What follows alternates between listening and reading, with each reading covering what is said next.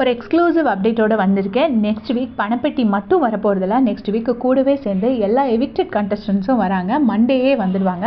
So evicted contestants வந்து பணப்பெட்டி வர்றதுக்கு முன்னாடியே வர்றது வந்து கரெக்டுன்னு ஃபீல் பண்ணுறீங்களா, தப்புன்னு ஃபீல் பண்ணுறீங்களான்னு எனக்கு தெரியல. எனக்கு என்னவோ அது அன்ஃபேராக இருக்குது.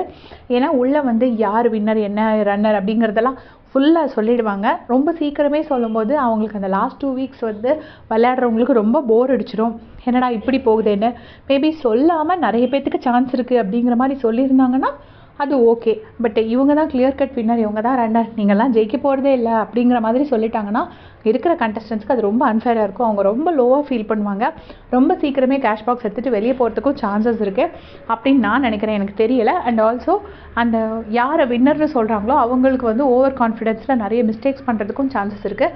எல்லா எவிக்டட் கண்டஸ்டன்ஸும் வர போகிறாங்கன்னா கண்டிப்பாக இந்த டைம் வந்து ஈக்குவலாக சப்போர்ட் இருக்குது. அதாவது முத்துக்குமரனுக்குன்னு ஒரு செட் ஆஃப் பீப்புள் இருக்காங்க, சௌந்தர்யாவுக்கு ஒரு செட் ஆஃப் பீப்புள் இருக்காங்க, ஜாக்லினுக்கு ஒரு செட் ஆஃப் பீப்புள் இருக்காங்க.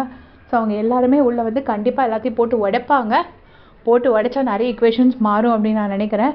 எந்த ஓல்டு கண்டஸ்டன்ட் என்ட்ரிக்காக நீங்கள் ரொம்ப ஆசையோடு காத்துட்ருக்கீங்கன்னு மறக்காமல் கமெண்ட்ஸில் சொல்லிட்டு போங்க. தேங்க்ஸ் ஃபார் வாட்சிங்.